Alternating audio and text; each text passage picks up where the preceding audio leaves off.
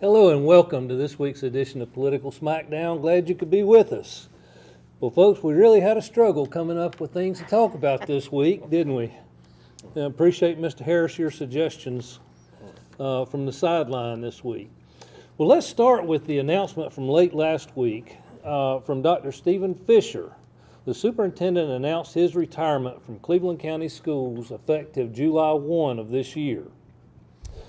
Betsy began his career teaching at Kings Mountain in 1998 and, of course, culminated as the superintendent of the system for the past 12 years. Any thoughts on Dr. Fisher, his career, or in the potential process for his replacement? Oh, I was sorry to hear and see that announcement. Stephen Fisher not only taught with me at Kings Mountain High School for several years before I retired, but he also was a student there. He was our winning pitcher for state championship baseball back in the early 90s. Yes, and then he went on to pitch for Appalachian and was a pinch pitcher, whatever you call it, and he's been inducted in the Sports Hall of Fame. So he had a good round of exposure as far as being an athlete, but he always was a really good student, a good teacher in the classroom. And then he went on and he worked himself up through the system. He didn't come in and just as assistant superintendent. He went out, he became an assistant principal, then a principal, then on up to the district office and served there as a director before he became assistant superintendent. But he's a man of integrity and high morals. And his slogan was, "I believe in Cleveland County schools." And he certainly did many things to improve test scores. He improved the graduation rate. He had several major programs that he instituted. I mean, we're going to miss him. I mean, his leadership is recognized throughout the state. And of course, I wish him well. And I wondered maybe if he wants to go on and teach at the college level. His daughter is now a senior at the high school in Kings Mountain. And I'm sorry to see him leave, but I hope he will join the retired educators group that we have in Cleveland County. But wish him well and very appreciative of the job he has done. Well, Mike, a lot of years in the system. Yeah, Dr. Fisher is a very able fellow. He'll generally call you back if you need to ask him a question about the schools. And been there 12 years, but since December of 2018, when you had the Republican takeover of a majority, and then 2020 when the Republicans became, I guess all 9 members since then have been Republicans. But Andy, they've had more division than Republicans and Democrats could have had. That's true. And he has had a rather contentious, at least last half of his tenure to be the superintendent of schools. And so, Dr. Fisher, I would say you're probably adding years to your life by going ahead and retiring now, because I know that has been a tough assignment, but I do thank you, Dr. Fisher, and we all should, for your commitment to Cleveland County education and your contribution to it, and we all wish you the best. Andrew? Well, I got some trivia. Okay. Do you know who filled in for Roger Harris when he retired in the middle of the school year? Dr. Fisher. Oh, it's funny how all things come back around. Mm-hmm. And at that time, my wife was working there, and she loved him to death. Said it was just like having Roger there. So, I can't blame him for wanting to get out of that Shark Tank. I mean, he's nearly got fired. I know at least one time when they were trying to sue the sheriff over some drug money that they thought they should have had, and. But I think overall, if you look at it, I think he's done the job. He did come within. I don't think he's worked in any other school system ever. No. He's been in Cleveland County his whole career. So that says to me a lot about him, that he really does love Cleveland County, and he will be missed. But this is my other worry, Wes. How hard is it going to be to get a replacement to come to Cleveland County? Now, I'm sure anybody knows they're going to go back, and if they're from other states or whatever, they're going to go and pull those meetings that are on the website. I think they'll hire somebody from within before July 1 on a 5-4 vote. Now, there's a prediction that may go awry, but that's what I think. Well, and I did want to get into the potential process. Obviously, with the primaries, I'm sure the board has not had any opportunity to have even private discussions on this, but I think it would be a shame to have a split vote on the superintendent, given the friction that we see on that board. Fisher was appointed on a 7-2 split vote. Well, that's still better than 5-4. That's better than a 5-4 It or is. 6-3. I'd still like to see the board consider an interim for a period of time and go through a full process. I think that would help tamp down a lot I of agree this. with that. I'm just doubtful it's going to happen. Anybody else comments, I Betsy? just think that they need to appoint an interim also. I mean, there's just, the school system's an important part of the lives of Cleveland County with all of our many students and teachers. And I think the board ought to appoint an interim. And now whether or not it's going, I agree, it's going to be contentious about his I replacement. will tell you this from my experience of having had to appoint 2 city managers back in my days of public service. Managers don't like, and I would assume superintendents the same, especially if they're coming from the outside. If they come from the inside, they know what they're into. But if they're coming outside, they don't like to come on a 5-4 vote because one election could get them gone about as quick as they're. Absolutely. You're right. That's true, Yeah. that's true. Well, Dr. Fisher, we certainly appreciate your service to this community, to Cleveland County Schools over very many years. Thank you. Well, I don't think we've got a lot of crow to eat this week, folks. A lot of races, but I think our predictions were rather accurate from last week. I've picked a few races that we'll talk about now, and of course, with an awful lot of races coming in November and plenty of time to cover a lot of those. Let's look at a few of these key races, and I do want to take a minute and thank the Shelby Independent for some photographs of folks watching the returns come in on election night. We've already talked about the school board and how contentious that's been. Well, certainly a contentious primary. Arguably, the school board has driven a lot of local politics for the past few years. Well, 4 have been chosen to represent the Republican banner in November against Democrats Coleman Hunt and Jenny White. Andy, give us some thoughts on school board race, Republican primary. Well, it came out pretty much the way we thought.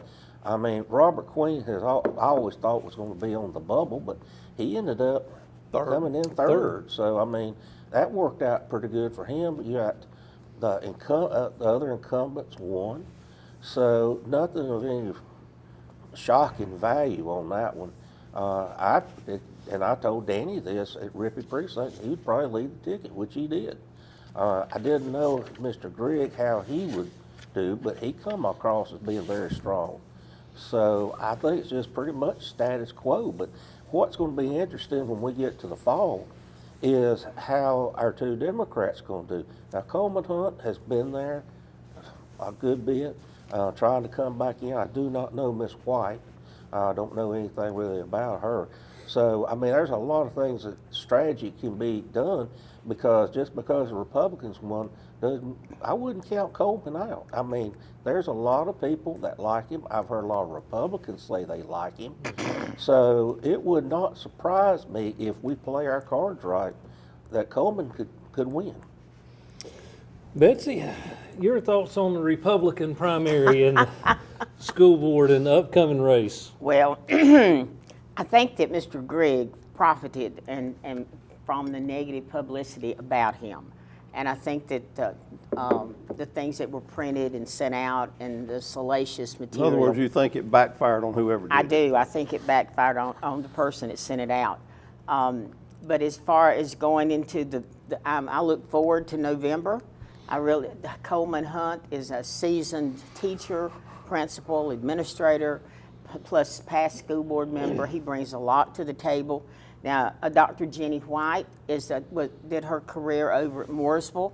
She was a teacher and also a principal and has a lot of background in education.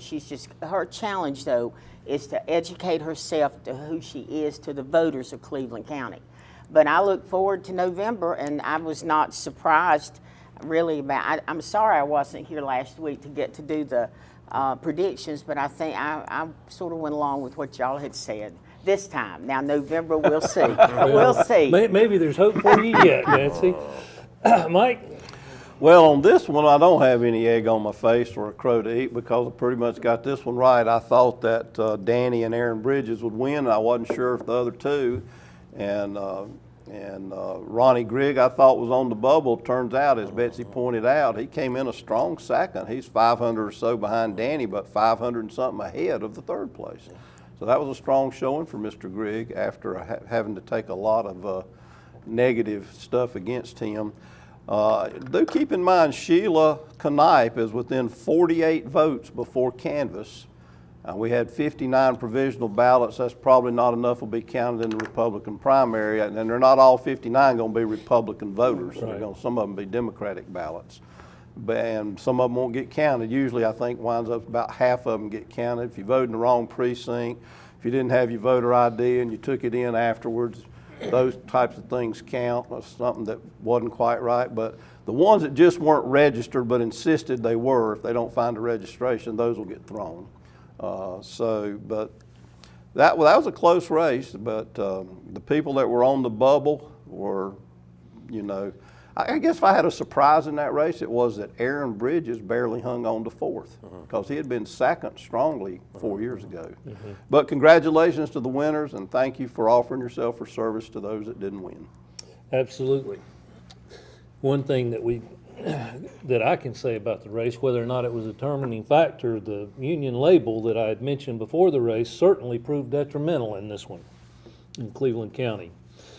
Well, let's get started on county commission anyway.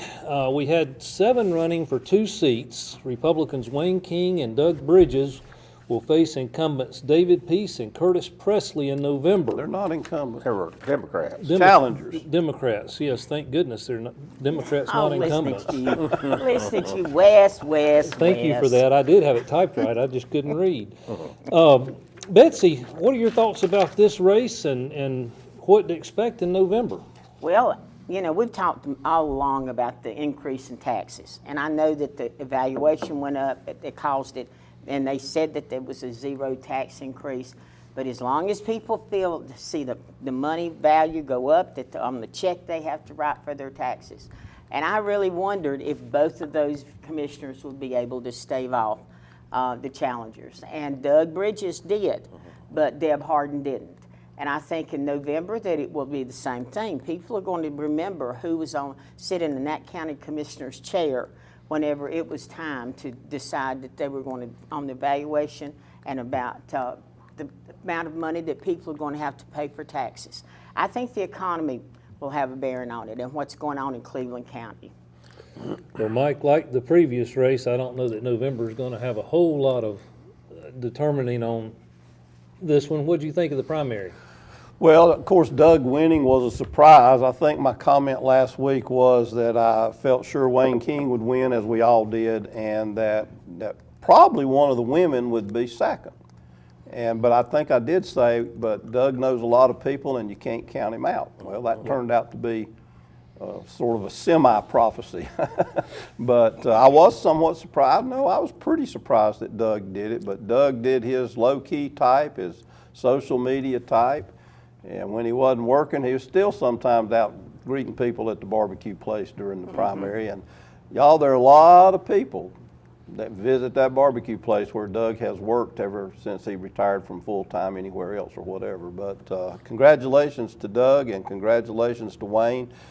And Wayne won by such a large margin. It was like over 1,300 votes ahead of Doug, and Doug was then just 200 votes ahead of Denise Wright, who came in third in her second attempt. But if I had a real surprise, it was that Deb Hardin finished sixth. I thought she had a better chance of being the second one than Doug did, but there are some circumstances I'm aware of that happened in the last 2 weeks that I won't get into on TV. But congratulations to winners again, and thank you for offering yourself for service to the others. And you cannot discount being there at Bridges Barbecue. That is such a plus. I know when Ollie Harris ran for the Senate in Kings Mountain, he was a funeral director. Ronnie Hawkins was a funeral director, and comforting people in times of grief it's always a plus when you're running for office. And the same thing with Bridges Barbecue. I mean, Doug has been there forever. So we'll just see how it comes out in November. But congratulations to the winner, and thank you to the people who signed up and ran. Absolutely. Well, Andy, we're going to give you a minute to think about this. We'll take a quick break and come back and see where you are on it.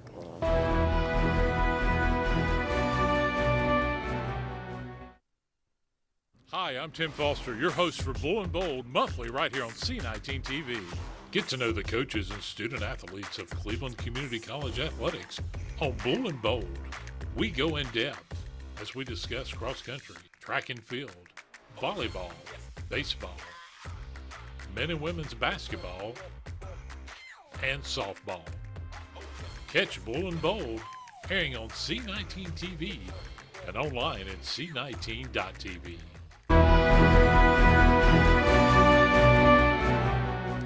Welcome back. Andy, we're talking about the county commission race. So 2 questions. What do you think of the primary and this and the school board? Is it going to really matter in November?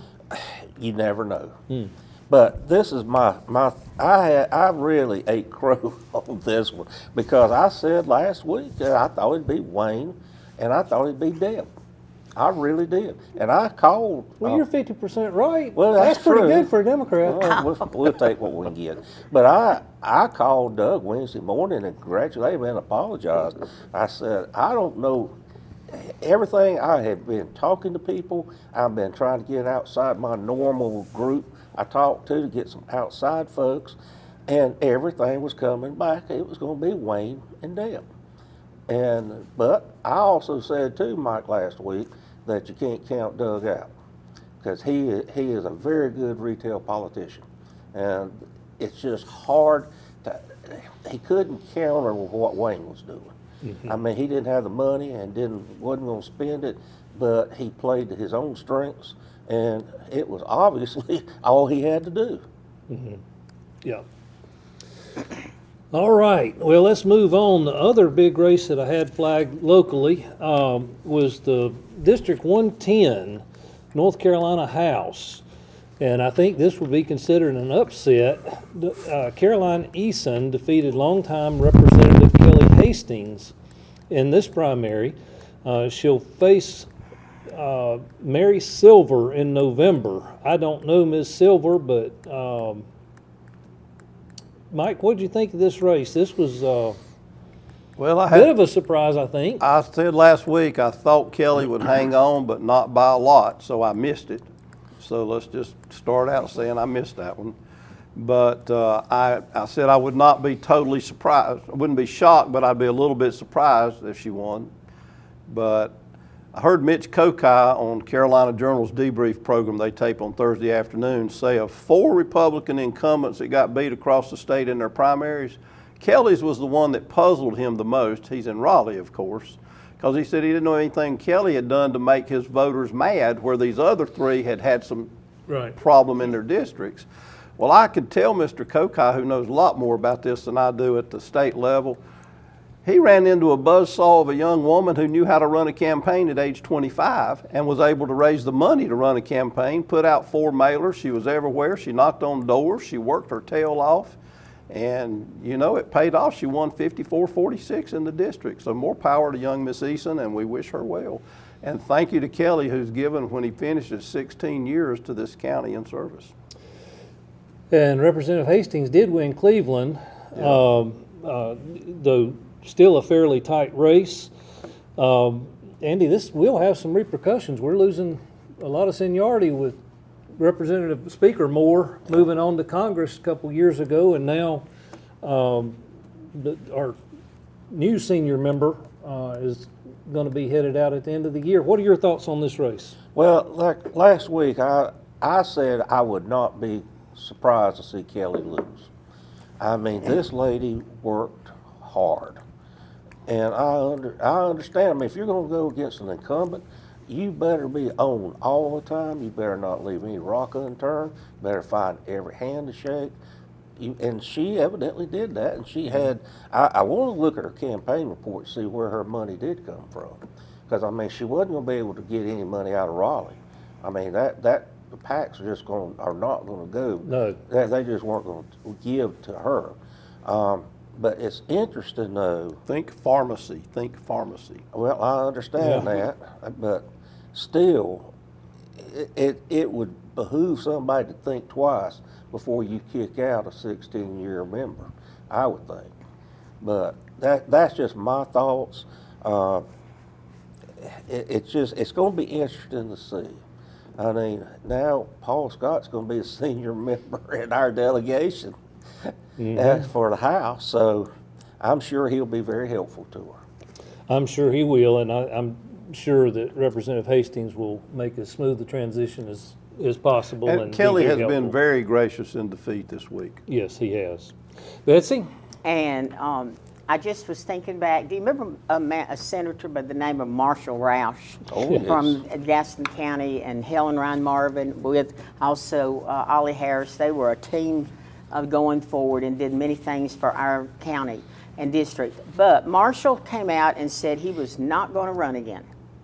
And then he came back and he said, I am going to run again, when he saw the opposition. Spent tons of money on mailers, and he did not win. And Kelly had done the same thing. Voters don't like somebody that can't make up their mind whether or not they're going to run or not. And here Kelly was the incumbent. He had that behind him. But then when he said that he was not going to run and this young lady jumped in, then he decided to run. And I'm not surprised that she outworked him and probably outspent him. But and congratulations to her. I appreciate what Kelly has done while he's been there. But we'll just see how things pan out in November. Well, and thank you to all of these candidates, win, lose, or draw. We appreciate the fact that you're willing to step out. We have done that to one degree or another in the past. It's not an easy thing to do. It's a tough thing to lose, but you didn't lose in our eyes. We appreciate your willingness to serve the people of Cleveland County. Let's move on to one more race. This is probably the biggest race in the state, with Sheriff Page challenging the Senate Pro Tem Berger.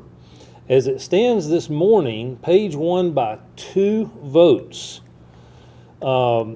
This will most assuredly change as provisional ballots are being counted today.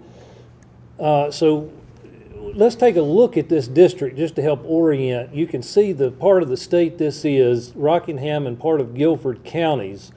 Biggest factor is that the President Pro Tem is probably the most powerful man in the state and will continue to be in office at least through December, regardless of the outcome of this race.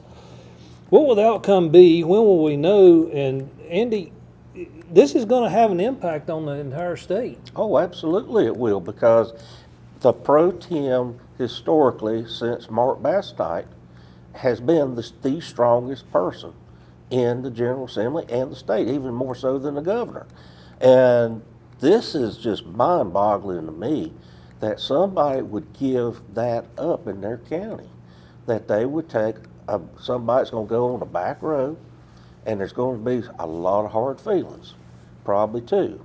But then you've got a whole apple cart turnover, the power structure within the Senate if Berger does lose. So you've got all that to consider, and then you're going to have to worry about a fall coming in. There's still going to be a short session. If he is defeated, I just say, woe is Rockingham County, because they're not going to get air in a jug.